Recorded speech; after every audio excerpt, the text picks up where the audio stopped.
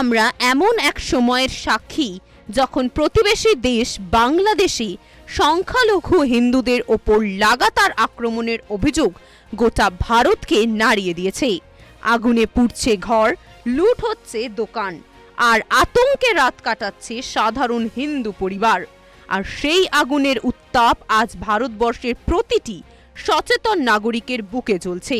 তবে এই পরিস্থিতিতে প্রশ্ন উঠছে, যখন মানবাধিকার আর সংখ্যালঘু সুরক্ষার কথা আসে তখন কিছু বলিউড তারকা খুব দ্রুত সোশ্যাল মিডিয়ায় সক্রিয় হয়ে ওঠেন, কিন্তু আজ যখন হিন্দুদের রক্ত ঝরছে তখন সেই কণ্ঠস্বর কোথায়?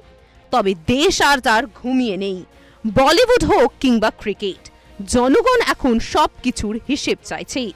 জাতীয় স্বার্থের প্রশ্নে আপোষ নয়, এই বার্তাই স্পষ্ট করে দিয়েছে দেশ। বাদ দিতেই হবে মুস্তাফিজুর রহমানকে। বাংলাদেশে হিন্দু নিপীড়নের প্রেক্ষিতে ভারতের লাগাতার প্রতিবাদ হয়েছে। এই পরিস্থিতিতে বাংলাদেশের প্লেয়ারকে আইপিএলে খেলানো নিয়ে আপত্তি উঠেছিল ক্রীড়া মহলে।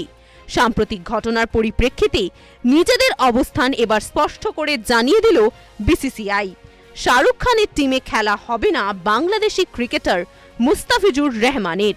কেকেআর থেকে ছেড়ে দিতে বলা হলো বাংলাদেশি পেসারকে। আইপিএল 2026-এ খেলানো যাবে না মুস্তাফিজুরকে। বর্তমানে ভারত বাংলাদেশের যে পরিস্থিতি তা নজরে রেখে কেন মুস্তাফিজুর ভারতের আইপিএলে খেলবে তা নিয়ে রাজনৈতিক মহল প্রশ্ন তুলতে শুরু করেছিল। হুমকির মুখে পড়তে হয়েছিল কেকেআরের মালিক শাহরুখ খানকেও। যেখানে বাংলাদেশ ভারত বিরোধী আন্দোলন স্লোগান চলছে, সেখানে শাহরুখ খান এক বাংলাদেশি বোলার কিংবা অন্য শব্দে এক ইসলামিক কট্টরপন্থী মুস্তাফিজুর রহমানকে 9 কোটি টাকা দিয়ে ভারতে নিয়ে এসে খেলাতে চাইছে। কেন? আসলে বাংলাদেশে মরছে কেবল হিন্দু, আর মারছে ঠিক শাহরুখ খানের মতোই ইসলামিক কট্টরপন্থীরা। তবে এই যদি গাজা কিংবা ফিলিস্তিন হতো, তবে এই শাহরুখ খানই মানবতার কথা বলতো, প্রতিবাদ করত।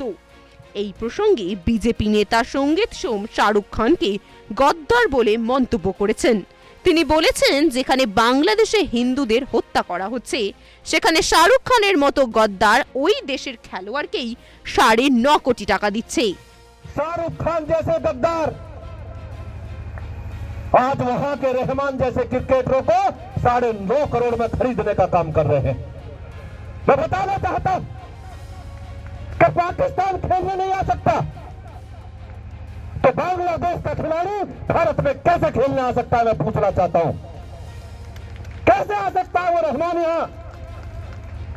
वहां हिंदुओं का कत्लेआम करेंगे और शाहरुख खान जैसे गद्दार देश में उन्हें खरीद कर 9.5 करोड़ रुपया देने का काम करेंगे। वो बिल्कुल नहीं चलेगा और भारत की जनता इसे बिल्कुल बर्दाश्त नहीं करेगी।